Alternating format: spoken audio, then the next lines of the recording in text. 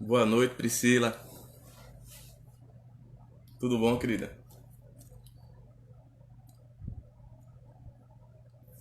Boa noite, Daniel. Grande Gilvan, boa noite.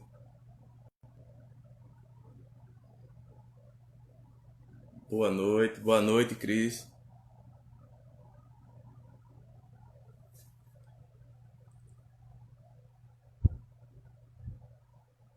Boa noite.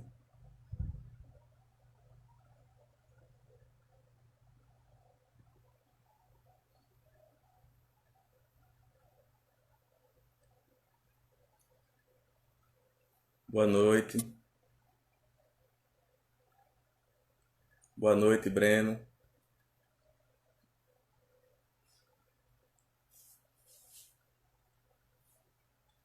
Boa noite, doutora. Esperando aqui a doutora mandar o convite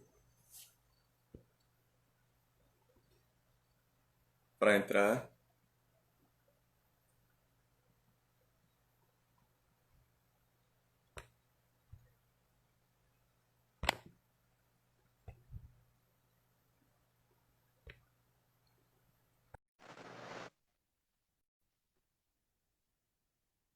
Boa noite. Ah, Acertei aqui. chegou. Agora sim. Agora estamos. Tudo bem? Tudo bem, doutora. Boa noite a todos.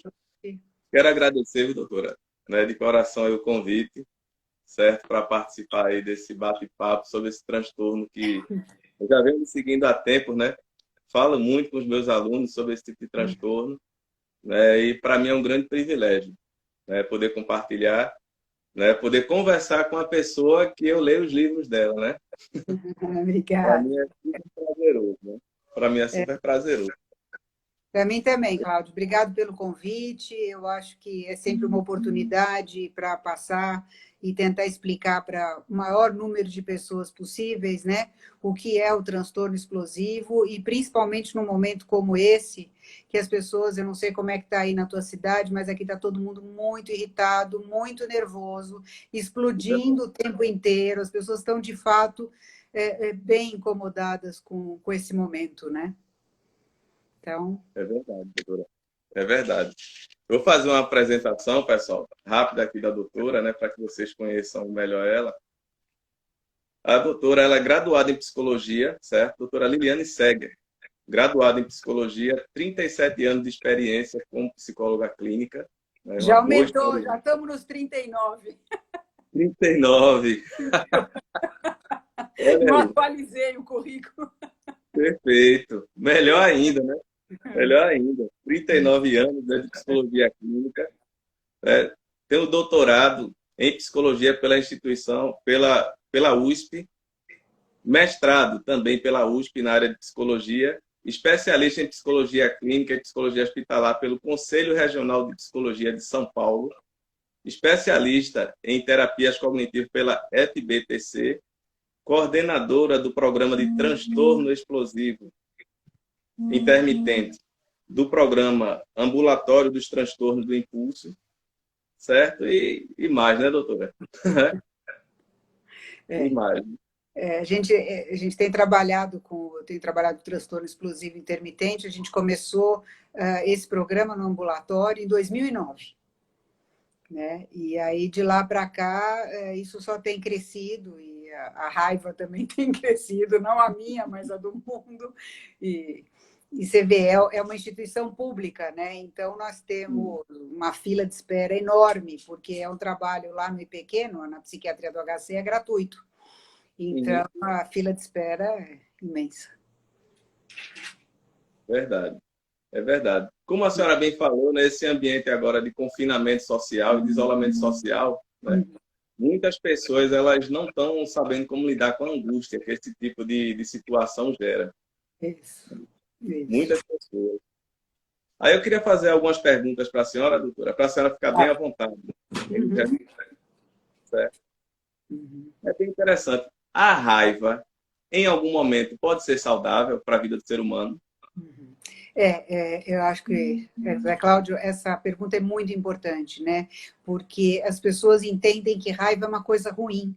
Raiva não é uma coisa ruim. Ruim é uma pessoa constantemente raivosa, porque a raiva é um sentimento natural que as pessoas sentem normalmente, ou quando elas se sentem de alguma forma ameaçadas ou invalidadas, a gente pode sentir raiva. E o organismo se prepara para uma ação.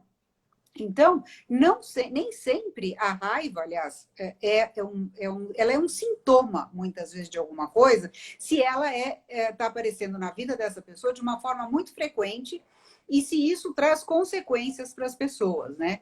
Então, por exemplo, neste momento agora de pandemia, que eu acho que vale a pena a gente falar, por que as pessoas têm sentido tanta raiva? Primeiro, a gente tem... Não quero entrar em políticas, em governo, essas coisas, porque senão todo mundo aqui também vai ficar com raiva, né? Então, aí a gente não vai conseguir falar de outra coisa. Mas, por exemplo, as pessoas muitas vezes se sentem invalidadas, começam a ficar bastante incomodadas.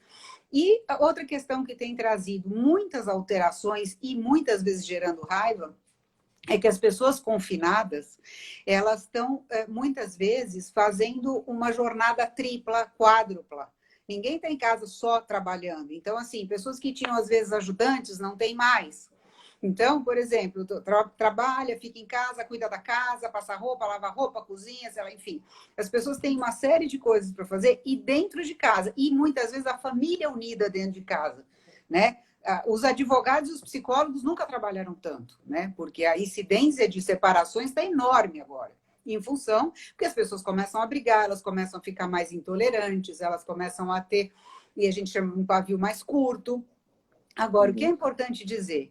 Que a raiva, olha lá, eles colocam, é normal uma pessoa no momento de raiva quebrar alguma coisa? Então, é normal sim. Num momento de raiva, pode acontecer de você quebrar. Eu sempre digo, não sei se vocês lembram daquele filme Um Dia de Fúria, né? É O o cara clássico. começa a andar, então fala assim, mas isso, aquele cara tinha TEI. Não, é um dia de fúria. Um dia de fúria não caracteriza transtorno, porque ele aconteceu numa única vez, né? Quando é que caracteriza um transtorno? Quando há uma frequência neste comportamento. Então, eventualmente, brigou, quebrou uma coisa, se arrependeu, meu Deus. Agora, se isso é uma coisa frequente na vida da pessoa, a gente tem que começar a olhar para isso, né? Verdade, doutora. Ainda dentro desse contexto da raiva, né, o que é que a senhora acha, né? Será que a nossa cultura ela tem um fundamento no ensino do manejo da raiva, Não né? entendi. Desde criança? Será que na nossa cultura, será que ela tem um fundamento o manejo do controle da raiva para as crianças, principalmente? Se existe na nossa cultura o manejo? Eu acho que Isso. não, porque, na verdade, o que acontece? A gente não está treinado para trabalhar a raiva, né? Ou ela, de alguma forma, ela é contida, tipo, que feio, não faça isso, não mostre isso, ou quando ela sai de forma descontrolada, muitas vezes as pessoas acabam não sabendo lidar com isso. Porque eu sempre digo o seguinte, raiva, gente, não dá diagnóstico, ela é sintoma. E ela pode ser um sintoma de vários transtornos. A gente pode até falar deles, se você quiser, a gente pode falar agora. Então, por exemplo, uma pessoa que está deprimida, ela pode ter como sintoma principal uma grande irritabilidade. Por quê? Você começa a perceber que essa pessoa, por exemplo, ela está em casa e ela começa a implicar com coisas que ela não implicava tanto. Esse copo está fora do lugar, isso aqui não sei o quê. Por que fez arroz e não fez não sei o quê? A pessoa começa a ficar mais chatinha e implicante. Muitas vezes, isso é uma característica de depressão. O que pode ser também? Pode ser uma característica de um estresse. E aí, acho que vale a pena a gente mostrar o que é um estresse e o que é um destresse. Estresse é uma coisa natural, todos nós passamos, porque o organismo tenta se adaptar e fazer disso e melhorar, e tentar lidar com aquela situação. Então, eu dou sempre o mesmo exemplo. Você está dirigindo, por exemplo, um motoqueiro te dá uma fechada. Você se assusta. Imediatamente, às vezes, você sente raiva, parece que é raiva, mas você tem taquicardia, sudorese, taquipneia, o coração acelera para você ter mais uma reação de luta ou fuga, de agir. Imediatamente, ou você breca, bom, não aconteceu nada, voltou ao normal. Isso nós passamos o tempo todo. Você está no carro, alguém bate no vidro, você pensa que é um assalto, você tem toda essa reação adrenérgica. Isso é um estresse, passa e você volta ao normal, não tem problema nenhum. Quando é problema? Quando o estresse é crônico, que demora de 3 a 4 meses. Então, por exemplo, você tem alguém na UTI e você não pode fazer nada. Toca o seu telefone e você tem essa sensação de alarme. Taquicardia, sudorese. Toca o telefone do vizinho, você já acha que é o teu também, você se assusta. Qualquer coisa, você... Então, e você não tem como lidar com essa situação. Você não consegue tirar a pessoa da UTI, por exemplo. Então, o que está acontecendo hoje? As pessoas estão vivendo um estresse. Porque essa pandemia que já levou 3 meses, mais ou menos, com as pessoas não podendo ter uma vida, não podendo sair, etc., elas estão começando já, nesse momento, a ter sintomas. E o estresse traz sintomas, o estresse não.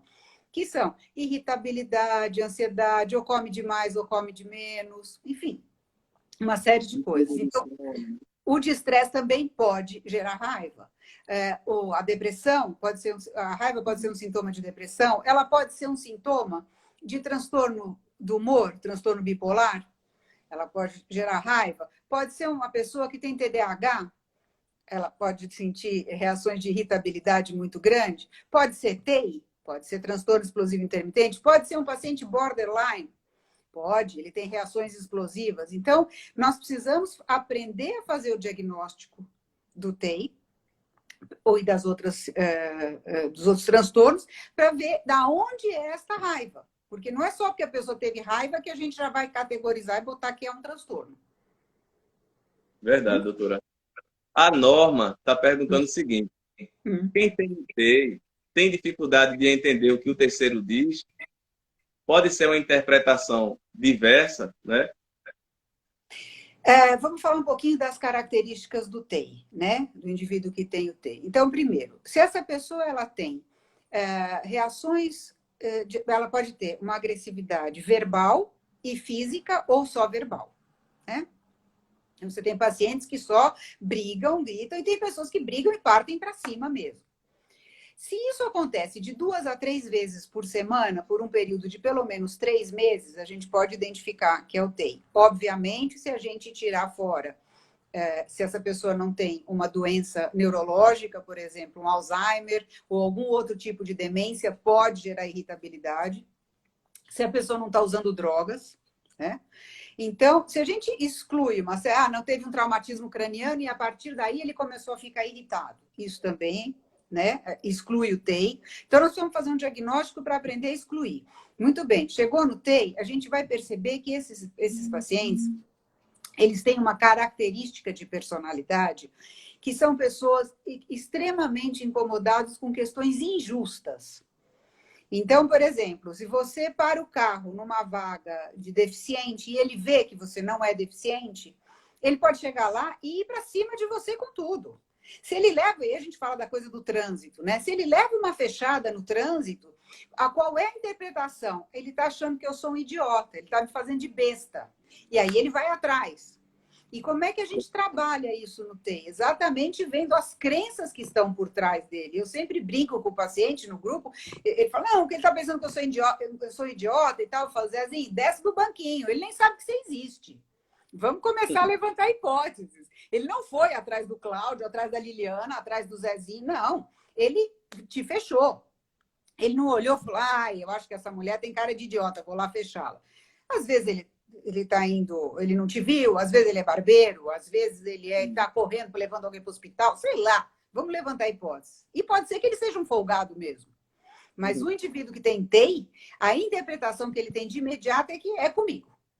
E está me fazendo de besta. É verdade, né? Eu falo muito isso em clínica, doutora. Essa questão do paciente separar o fato da pessoa. Isso. Quando nós trazemos isso para as questões do trânsito, né? Porque o automóvel em si ele tem uma representatividade muito grande. Eu já fui cobrir muitos acidentes, né? Eventos de trânsito, e quando você chega lá na hora, as pessoas se preocupam muito mais com os danos no veículo do que com os danos físicos na pessoa. Uhum. É um fenômeno chamado de, as literaturas chamam de coisificação. Sim. É Uhum. quando a pessoa ela vai tentando se transformar num objeto. E ela começa a ver as outras pessoas como objeto e ser vista como objeto. Né? Então, Isso. ela traz muito isso. Né? Dentro desse contexto do que a senhora está trazendo aí, o De Souza perguntou: é normal, numa colisão no trânsito, um dos condutores sair, bater e quebrar tudo do outro? Então, veja, é importante, não é que é normal, né? Não é normal. Uma pessoa que faz isso, normalmente, ela tem um transtorno do impulso. Porque, veja, impulso, todos nós temos. Eu falo isso sempre em todas as aulas. Então, por exemplo, eu olho, alguém vem e me dá uma fechada. Se eu posso falar, ai, que raiva, que vontade de jogar o carro em cima. Imediatamente, naquela fração de milissegundos, eu vou pensar, eu posso machucar essa pessoa, eu posso matar, eu vou quebrar meu carro, eu posso ir presa. E aí você conta até 10 e não faz nada. O que acontece com uma pessoa que tem transtorno do impulso? Ela vive aquela situação, ela olha, ela fala, por exemplo, levou uma fechada, ela fala, que idiota, eu vou jogar o carro em cima. E ela joga o carro em cima. Depois, ela fala, ai, meu Deus, o que eu fiz? Eu não devia ter feito isso, eu não percebi, agora já foi, me desculpa. Então, as pessoas se arrependem. Por quê? Porque é um impulso e ela não parou para pensar. É muito diferente daquela pessoa que premedita. Então, aquele que premedita, normalmente, ele tem o transtorno antissocial de personalidade, ele não tem o TEI. Porque o TEI não faz de sacanagem para ferrar, ele faz pelo impulso, ele não controla esse impulso. O indivíduo que tem o transtorno antissocial, ele fala assim, deixa estar, tudo bem, amanhã você vai ver, ele vai lá e te arrebenta o carro. Por exemplo, uma pessoa que tem amor patológico e ela vai lá, tá com raiva, ela vai lá no dia seguinte e ela arrebenta o cara, ou ela bola alguma coisa para fazer. O indivíduo com TEI, não. Você nunca vai ver um indivíduo que tem transtorno explosivo intermitente montando uma estratégia para fazer alguma coisa, porque ele é impulsivo. E depois ele se arrepende. Entendeu? Ficou claro? Verdade. Deu para ver a diferença de uma coisa da outra? Então, a agressividade no impulsivo é muito diferente da agressividade de um indivíduo que tem um transtorno antissocial de personalidade. Muito diferente. Falando em agressividade, doutora, falando em agressividade. A agressividade pode ser usada de forma benéfica pelo ser humano. Em algum momento, a agressividade ela pode beneficiá-lo.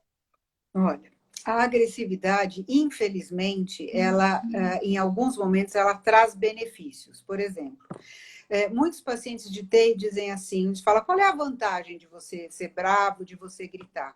Se você chega, muitas vezes as pessoas acreditam nisso, se elas chegam, por exemplo, numa instituição pública, e precisam de uma informação em algum lugar, olha, me desculpe, por favor, essas pessoas, muitas vezes, elas sentem que elas não são ouvidas. Agora, se ela chega lá e fala, cara, tô aqui esperando, você não vai me responder?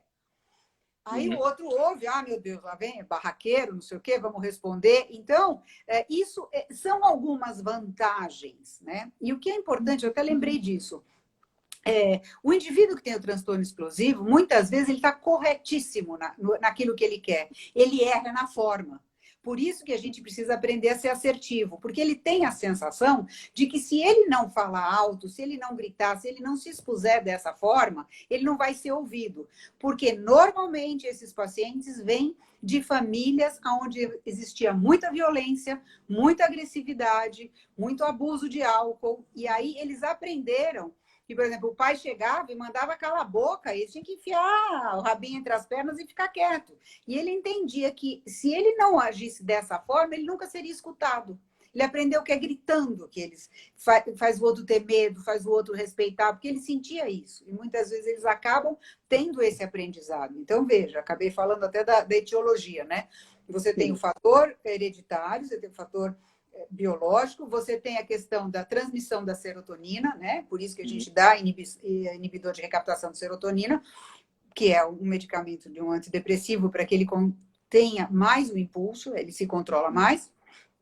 E, por outro lado, ele tem a forma de aprendizado que ele teve. Então, a questão do meio ambiente. Então, é um tripé, né? Uhum. E o tratamento tem que envolver tudo isso. É o biopsicossocial, né? Isso, e a parte biológica da doença, né? Você tem a parte da medicação, você tem a psicoterapia, você tem o meio ambiente de como é que ele aprendeu a viver e como é que ele faz diferente. Então você falava, poxa, mas a agressividade pode ser benéfica? Em alguns casos ela pode ser benéfica, né? Mas normalmente ela é imediata, né? Algumas coisas resolvem naquela hora, mas depois, vamos dizer assim, o gosto amargo que fica na garganta não é bom, né? Porque ele acaba tendo muitos prejuízos por essa agressividade. É verdade, doutora. Falando, a senhora falou há pouco da questão do impulso, né? Uhum. Gostaria que a senhora explicasse, né, como é que se caracteriza uma ação impulsiva. Então, a ação impulsiva é exatamente essa. Sentiu a ação, aconteceu uma situação, o indivíduo imediatamente ele pensa, ai, eu vou arrebentar esse cara. Ele vai e arrebenta. Ele não tem o freio. É uma ação imediata. Então, por exemplo, ele olha quantas vezes, né, os pacientes brigam, voltam todos machucados. Não, mas o cara parou em frente à vaga da minha casa, já está lá que não pode parar. Ele vai lá, ele olha e fala, você é um folgado, você não me ouviu, você não obedece a placa, não obedece a sinalização, vai lá e arrebenta o carro do cara. Aliás, apareceu uma coisa dessas na televisão esses dias, eu acho que eu vi, não sei se vocês chegaram a ver, uma moça, uma médica toda arrebentada, porque ela ficou ouvindo festa, festa, festa, festa, uma médica não conseguia dormir, foi lá, arrebentou o carro, e aí os caras pegaram ela, né? Aí você vai dizer assim, ela teve uma atitude impulsiva? Não, porque não foi imediato. Ela ficou aguentando isso horas e horas e horas. Aí chegou uma hora que eu acho que ela devia estar há não sei quantos dias sem dormir e vivendo essa pandemia toda. Ela E estava ela num trabalha limiar. na linha de frente, né, doutora? Hã?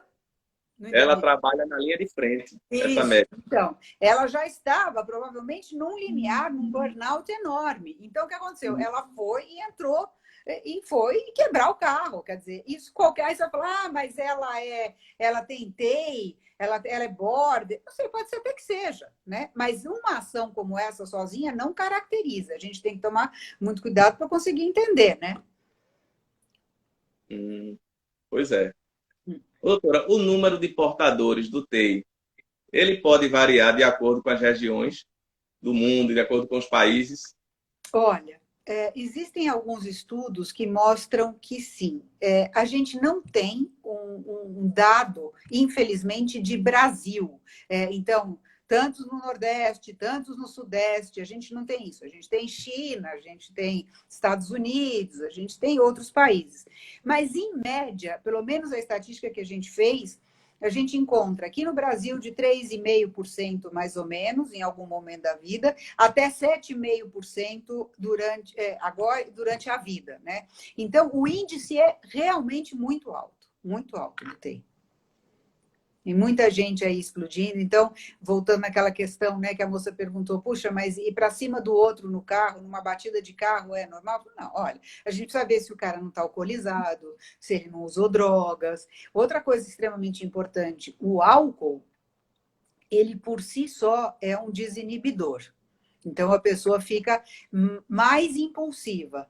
Quando o indivíduo tem TEI, tem transtorno explosivo, e ele bebe, esquece, ele é jogar gasolina em cima do fogo. O negócio, ele perde completamente qualquer forma de raciocínio. Aí começa a explodir, começa a brigar, briga com a mulher, quebra, bate o carro. Aí é uma combinação horrorosa. Doutora, qual a idade média para o desencadeamento do TEI, né, entre o gênero feminino e masculino? Então, Certo? a gente tem algumas pesquisas que mostram que tenham mais homens do que mulheres. Não é, mas eu acho que ultimamente as mulheres têm procurado muito mais. Então, eu acho que não dá para dizer que tem mais homens do que mulheres. Talvez 2-1, vai. 2 homens para uma mulher. Mas em termos de idade, a partir dos 6 anos de idade, a gente já consegue diagnosticar o TEI numa criança. A gente percebe que normalmente o pico é aos 30 anos. E alguns estudos mostram que a partir dos 50, 55, começa a decrescer, não é que ele não aparece, parece que ele é menos intenso a partir dos 55 anos. Então, as pessoas continuam explodindo, mas menos. De alguma forma, é um pouquinho mais baixa a explosão, menor a explosão. Eu achei bem interessante no seu livro, quando fala disso aí. E quando chega nessa parte dos 5 anos, dos 50 anos, a pessoa diminui a quantidade de eventos. Mas a agressividade em si, ela fica como parte da personalidade da pessoa. Ela não deixa de ser agressiva. Não. Ela só deixa de ter aqueles eventos totalmente desproporcionais ao estímulo, não é isso? Isso. Então, assim, ela até tem, mas ela já não tem com tanta frequência e com tanta intensidade como ela tinha. O que a gente tem que entender é o seguinte, que a pessoa, quando ela faz a terapia para um transtorno, não é que ela deixa de ter, ela aprende a controlar. Eu falo que sempre um transtorno psiquiátrico, ele é igualzinho a, mais ou menos, a uma diabetes, por exemplo. A partir do momento que você tem diabetes, né, você não deixa de ser diabético mais, mas você tem controle disso. Então, você vai tomar remédio X, você vai tomar insulina e você tem controle. Então, eu sempre digo para os pacientes, tenham controle da situação. Eles vão aprendendo a ter um controle maior. Mas se ele larga a mão, ele começa de novo. Então, ele tem que ficar muito atento. Verdade, né? Essa questão do... Que é uma doença crônica, né, doutora? Ela fica lá. Ela está lá e você tem que aprender a ter controle sobre ela, né? De como é que você vai lidar e como é que ele vai olhar para o mundo a partir daí, né? Eu comecei, doutora, a procurar, né, essa questão do transtorno, que eu tinha ali achado lá na internet, vi sua obra e tal, porque eu trabalho na área de trânsito. E também estava lendo que o trânsito em si é um dos maiores fatores desencadeantes do ser humano, né, desse tipo de transtorno. Eu já acompanhei muitas situações, né, falando-se da questão do homem e da mulher. Teve um trecho no seu livro também que fala, né, na parte maior acomete os homens, mas também tem, em contrapartida, quando se fala em transtornos de ansiedade, acomete mais mulheres. Tem uma pesquisa também que a montadora Hyundai, ela sobre em quem se irrita mais no trânsito, mulher ou homem, certo? Aí a mulher parada, né, na questão da irritabilidade, né, trazendo aqui para o trânsito. E na minha experiência, cobrindo ocorrências dessa forma, eu vejo que na mulher esse tipo de comportamento ele aparece bastante. Aparece bastante essa questão da raiva, da fúria, né? Já vimos muitos casos do pessoal estar com tanta raiva de pisar em caco de vidro, né? Do pessoal pegar a ferramenta e amassar o carro todinho, de pegar no pescoço do outro, dar soco no para-brisa até a mão sangrar e a pessoa não consegue. Não é essa questão da raiva em si, né, doutora? Né? É uma corrente elétrica também que ela precisa ser gasta, né? Isso. E parece assim que até no esgotar, ele não interrompe, ele não para. Ele vai, quebra, volta, quebra. E não adianta, por exemplo, o indivíduo contei, a esposa, a mulher, não importa, qualquer um, o filho, falar, não, não vai lá, segura, respira. Não, ele não consegue. Ele vai para frente até esgotar essa raiva. Parece que precisa acabar, né? Agora, você estava falando dessa pesquisa da Hyundai, que eu não entendi. O que deu? Mais mulher ou mais homem que é mais irritado? Mais mulheres. Mais mulheres em questão da raiva, né? Da agressividade no trânsito. Né? Deu mais mulheres. Sei lá, eu acho que talvez a mulher xingue mais, né? E talvez o homem vá mais atrás. Eu não sei se o homem tem um comportamento motor mais acentuado de ir atrás e arrebentar, e a mulher é mais de bater boca, de xingar, sei lá, né? É verdade, né? Mas nas ocorrências, quando se vê, é como eu falei para a senhora, né? As pessoas em si, elas têm uma supervalorização do automóvel. Eu sempre digo nas aulas, até a própria cultura, ela trabalha em cima disso. Tem uma música do Camaro, agora eu fiquei doce, igual caramelo, tô tirando onda com o Camaro amarelo. Quando eu tinha minha CG, ninguém me olhava. Então, muitas vezes, o automóvel em si, ele funciona como um cartão para você entrar em determinado grupo social. As pessoas... Eu diria que para o homem é mais do que um cartão, né? A sensação que ele tem no carro é de um empoderamento né? Vira mais macho, mais, sei lá, mais importante, mais, né? E esse empoderamento, esse medo do carro. E tem uma coisa que é interessante no trânsito, porque as pessoas se sentem mais protegidas no trânsito. Então, por exemplo, não é o Cláudio que está lá dirigindo, ele nem sabe. Então, parece que eles se sentem mais empoderados de poder ir atrás, de poder arrebentar, de poder correr, né? De se sentir mais importantes nesse momento. E o carro é uma coisa muito valorizada, né? Eu acho que muito mais pelo homem do que pela mulher. Muito mais, muito mais. Falando, sim, ainda, né, nessa questão dos fatores desencadeantes, doutora, uma das coisas que gera muita angústia nos motoristas é o fato dele ter investido muito em um veículo, certo? Porque o veículo tem tudo. É um hotel, tem ar-condicionado, vidro escuro, tem tudo, todo conforto, e ficar preso no congestionamento. Então, todo esse investimento que ele faz aí, né, esse investimento ele entra de encontro a essa questão de impossibilidade. Uma relação que eu gosto muito de fazer é que, muitas vezes, o próprio Código de Trânsito Brasileiro ele diz o seguinte, que o maior ele tem que defender o menor e proteger o menor. Mas, muitas vezes, quando você investe tanto num carro tão caro, você fica ali angustiado porque vê um ciclista conseguindo se locomover com um investimento muito menor do que o seu. Né? Que é outro fator também que gera angústia e que também pode desencadear o T, né, doutora? Olha, eu vou te dizer uma coisa. Você falou de ciclista. Ciclista, eu não tenho TEI, mas eu acho que se eu tivesse, ele seria o meu maior desencadeador. Porque ciclista é uma coisa... Eu adoro ciclista, mas aqui na cidade de São Paulo, eles não sei aí, eles não respeitam faixa, eles não respeitam contramão, eles não respeitam absolutamente nada. Ele vai e você que pare. Você que deixa ele passar. Então, vem numa rua na contramão, que você não está olhando para cá, de repente aparece um ciclista, do nada, eles se materializam, né? O que eram antes as motos, agora são as bicicletas. E se você pega essa pessoa, meu Deus, um estrago danado, né? Então, eu acho que sim, tem essa questão da impotência do trânsito, eu acho que ela traz muita irritabilidade para as pessoas ficarem no trânsito, e aí trânsito, de novo, é um fator estressor enorme, principalmente para pessoas que ficam, às vezes, 2, 3 horas no trânsito todos os dias, para ir trabalhar, para voltar, né? Então, elas começam a ficar mais irritadas no trânsito. Então, qualquer coisa que aconteça é um gatilho. Então, não necessariamente é TEI. O que a gente tem que caracterizar o TEI é quando aquilo, até você me lembrou bem, é a reação ser desproporcional ao evento. Então, ficar bravo, ficar irritado, ok. Agora, o computador não entrou a internet, eu jogo o computador na parede? Peraí, né? Eu estou com raiva de você, a gente está conversando, eu pego seu celular e atiro na parede. Tem uma coisa aí que é desproporcional à situação. Então, isso é importante prestar atenção, né? Porque isso é uma característica do TEI. Né? E a pessoa percebe que foi desproporcional. Trazendo também, doutora, como a senhora bem falou, de 2, 3 horas no trânsito. E os profissionais em si, que trabalham no trânsito, né, como motorista de transporte coletivo, motorista de ônibus. Porque tem vários fatores ambientais ali estressores. O barulho, né, que naturalmente, o barulho em si, né, ele já desequilibra o ser humano por natureza. Né?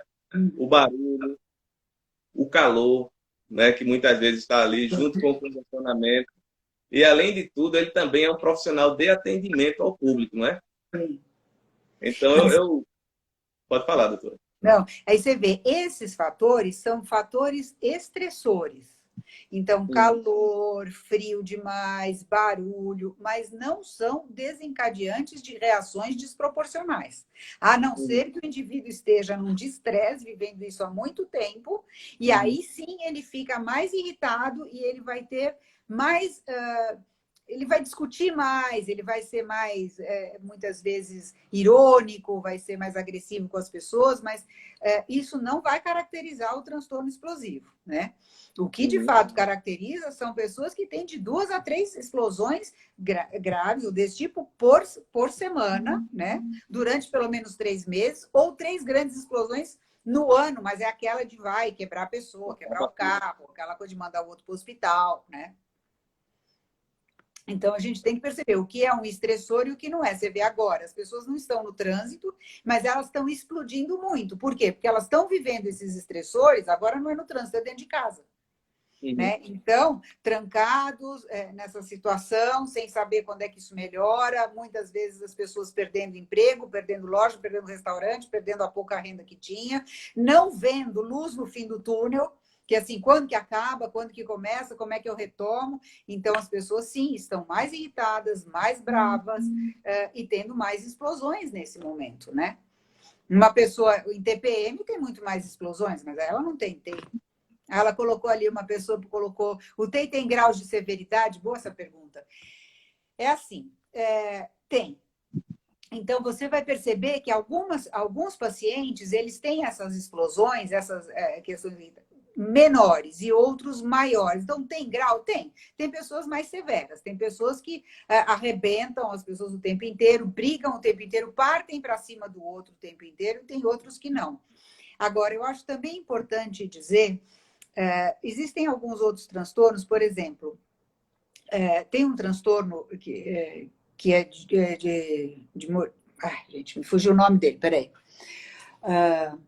Onde essa pessoa é DDM em inglês, eu não sei como é que é em português, é distúrbio, transtorno do distúrbio emocional. O que acontece? São pessoas que têm raiva o dia inteiro.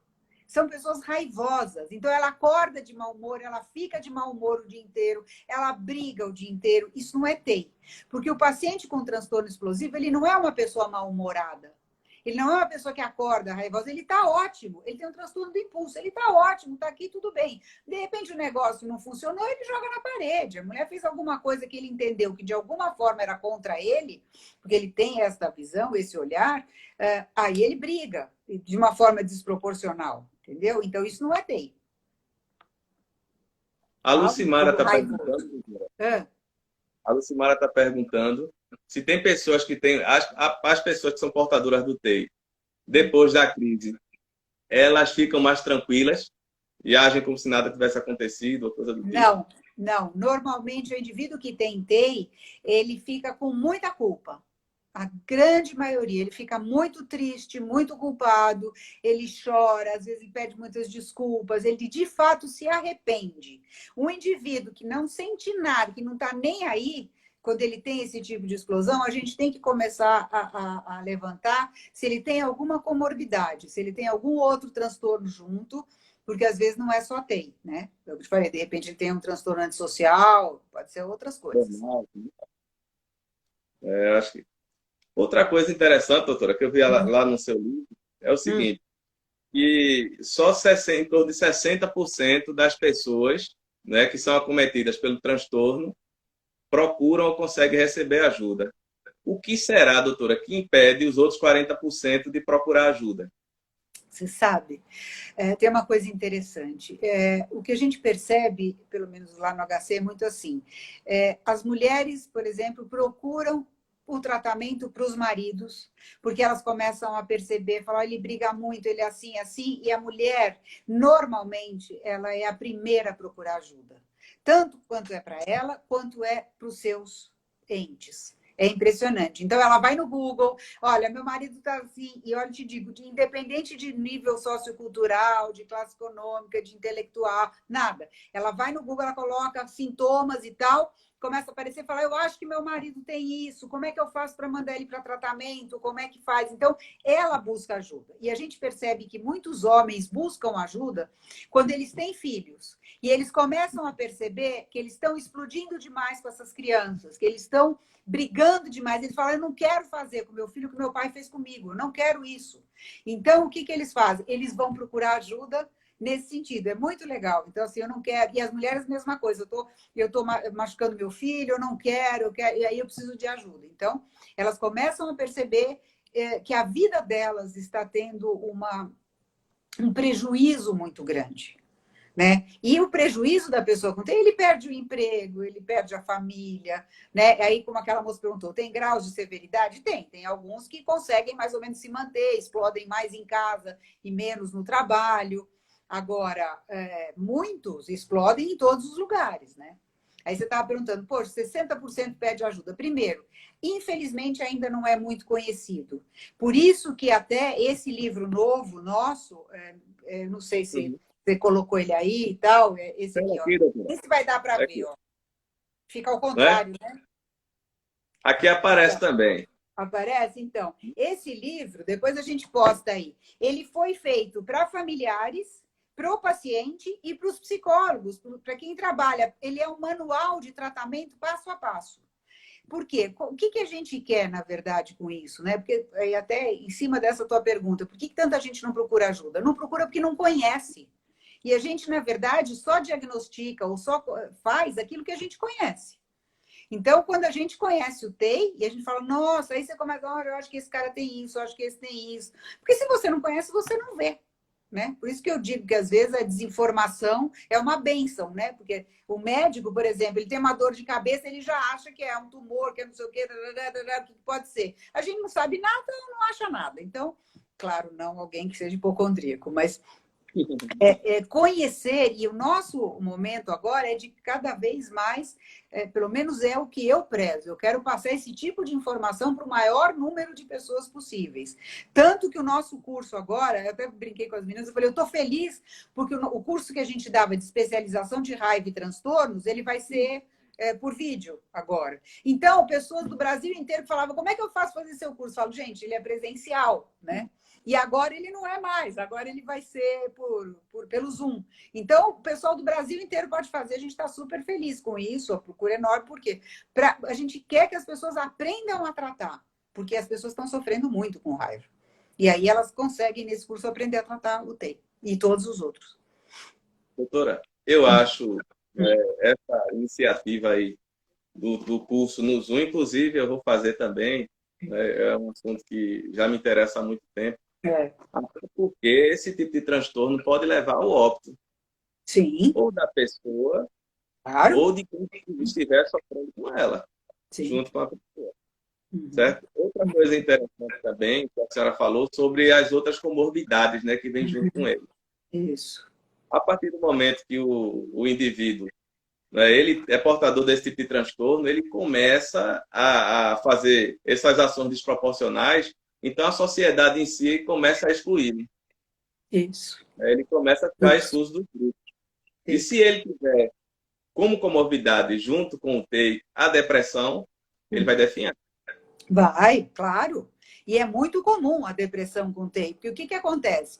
Ele muitas vezes, eu brinco, eu falo que o paciente de TEI que tem uma esposa ou uma mulher que tem um marido, que ela tem a TEI, a gente está falando muito do homem, mas a mulher também tem, eu falo, gente, se vocês têm um parceiro, é porque vocês são muito amados. Porque é muito difícil conviver, porque a pessoa não sabe, de repente ela fala um ai, né? É uma explosão.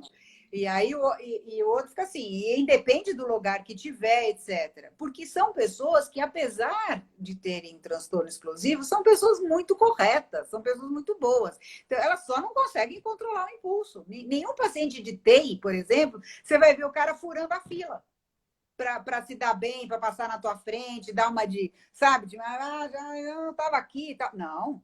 Agora, se ele tá lá na fila e ele vê o outro furando a sua frente, ele vai chegar no outro e falar, escuta aqui, não precisa furar dele, pode furar a sua. Ele vai te defender, ele vai para cima daquilo que é correto, o paciente de TEI. Então, são pessoas muito justas, mas acontece que elas erram o tom, né?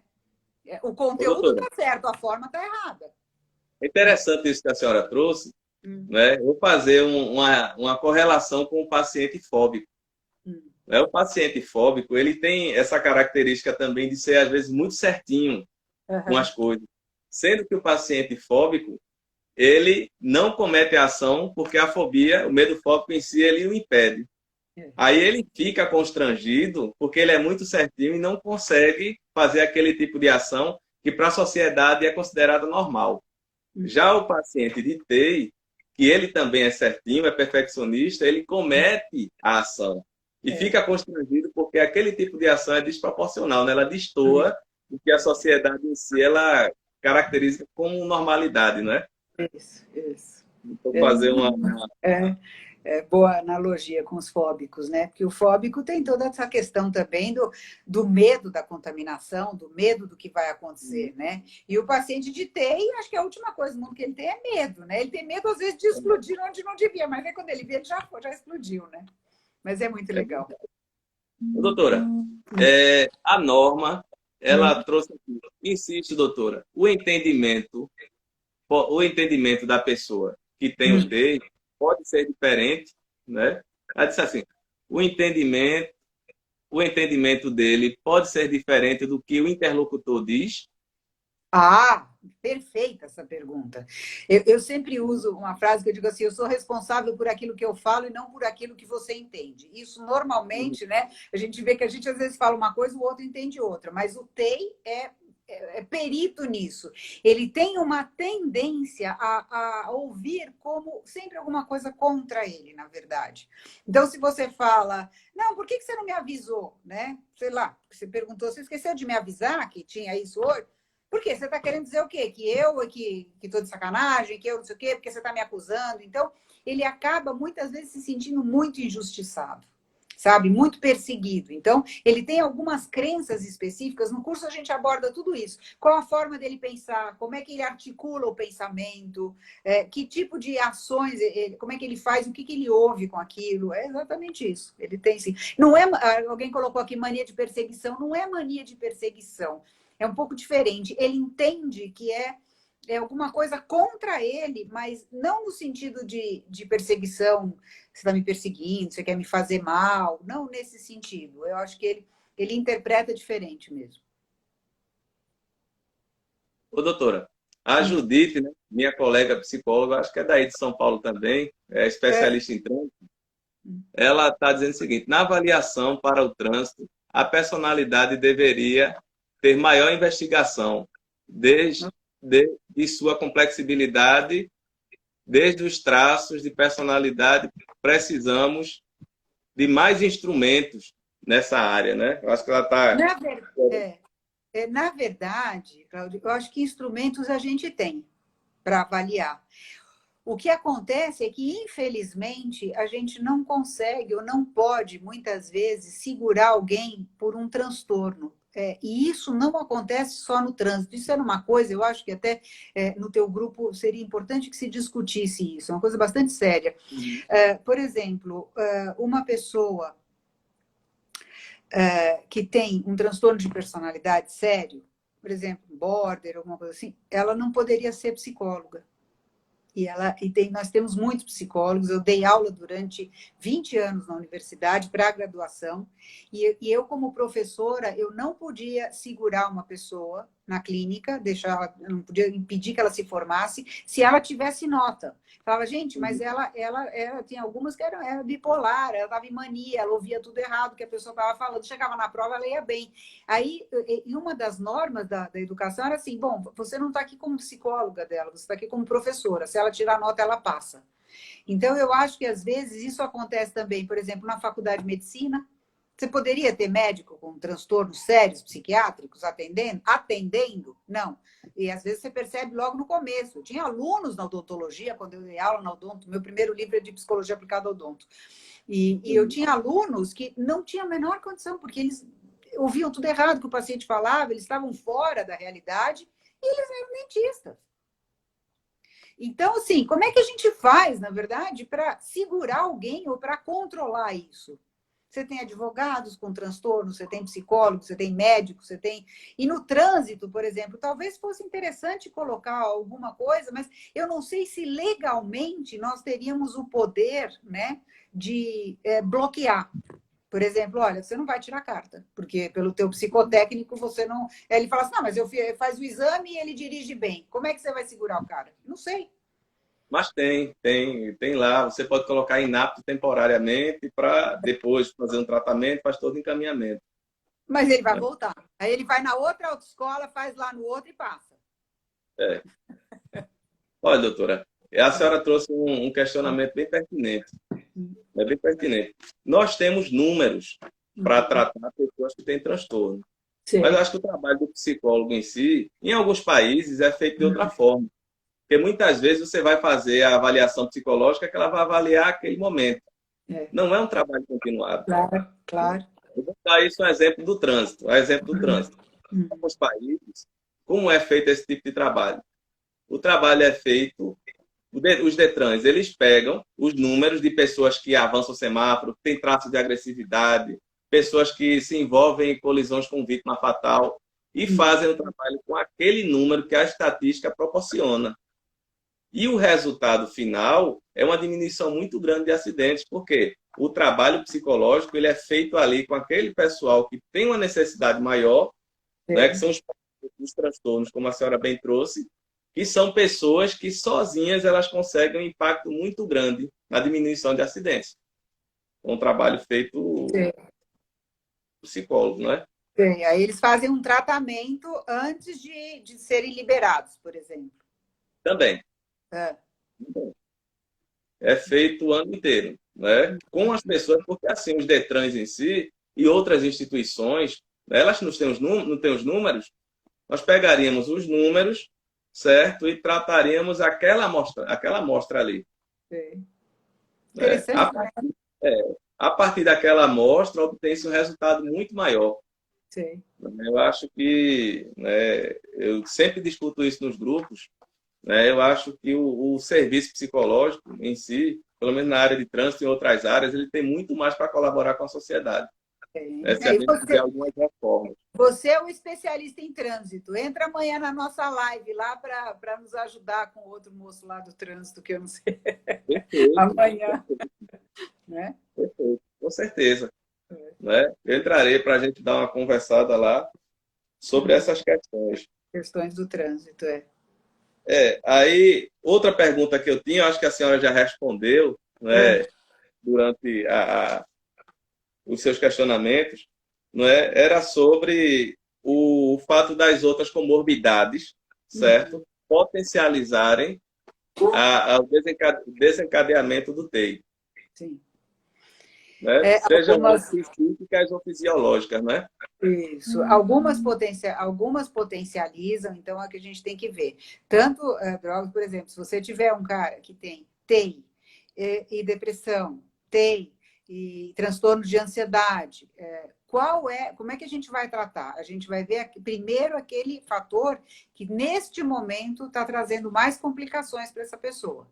Se é a ansiedade, se é a depressão, se é o TEI. E aí, a partir daí, você faz um direcionamento e um tratamento. Estão perguntando que horas é a live. Amanhã a gente... Entra lá no meu Instagram, às 8 horas, tá? Meu Instagram é meu nome mesmo, a doutora Liliana Zegger, aí tem lá as lives e tal.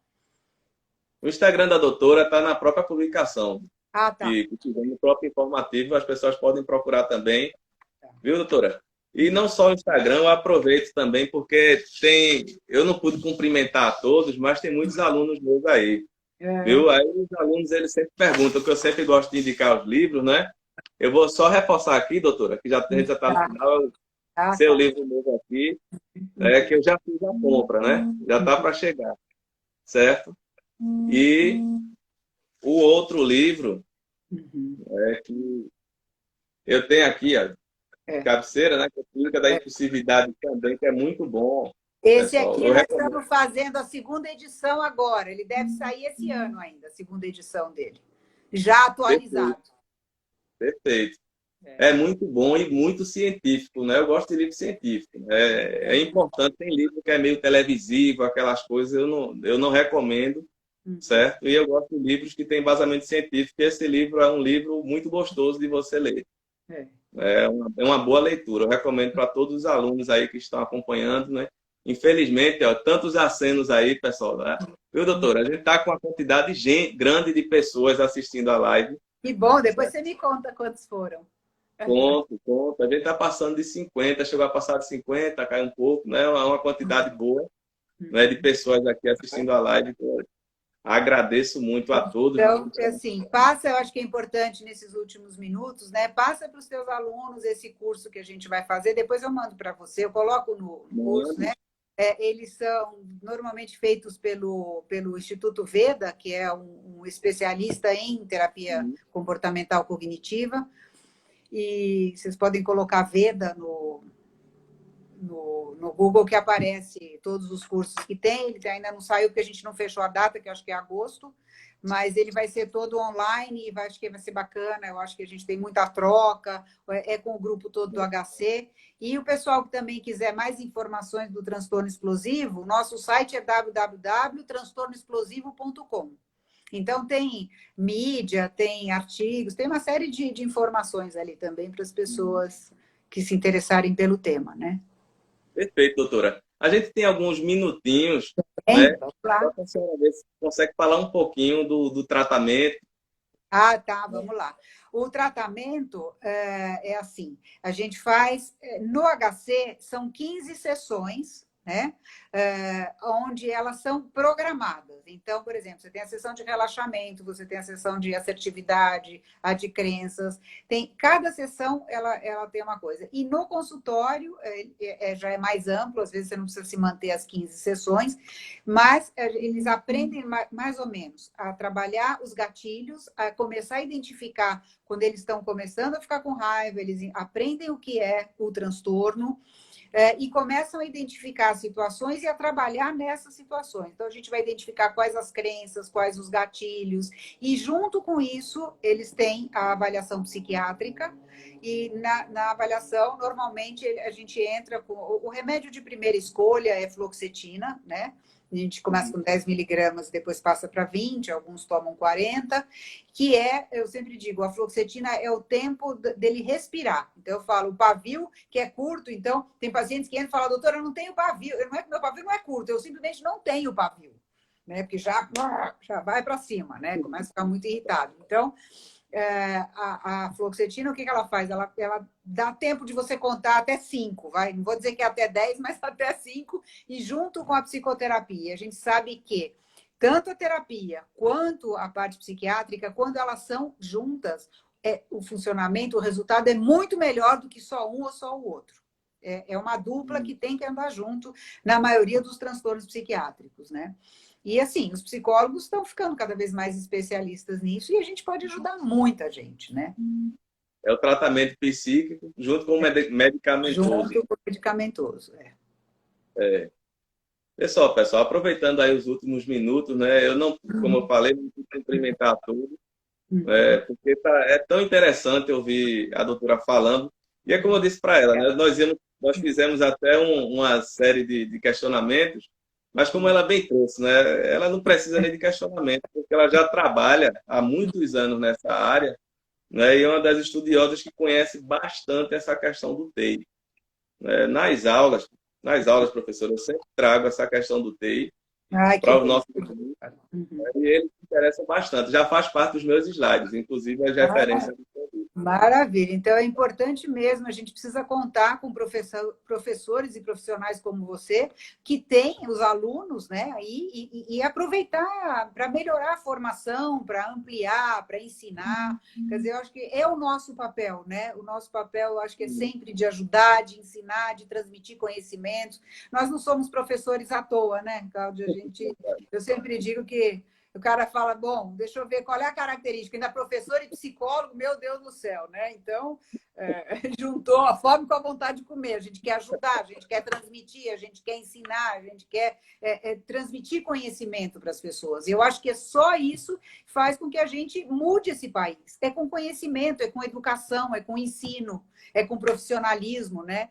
Então, gente, fico muito feliz que vocês tenham aproveitado. E, gente, eu estou à disposição. O Cláudio depois pode dar meu e-mail para vocês, quem tiver dúvidas, né? E vamos conversando. Viu? Aí, o que é que eu digo, né? As pessoas que me seguem aí no Instagram também podem seguir a doutora, certo? Claro. Pode seguir a doutora aí também, porque ela está sempre trabalhando na ciência, né? Há mais de 39 anos, né, doutora? Aí não vai parar, nem tão cedo. Há mais de Aí 39 já não anos aí, sei. levantando a bandeira da psicologia, certo? E Isso aí.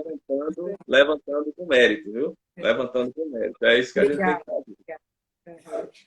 Olha lá, conhecendo os transtornos contribui para melhorar a relação interpessoal. Claro, claro. O conhecimento, gente, é a nossa maior arma, né? É de ensino e de tudo. Bom, vai cair aí. Já já É vai verdade. cair a live. Gente, agradeço vocês, já agradeço o convite e vamos falando, tá bom? Tá certo então, doutora. Grande abraço, Obrigada. pessoal. Grande abraço, Obrigada. doutora, também. Até a Tchau, próxima. gente. Até a próxima. Obrigada.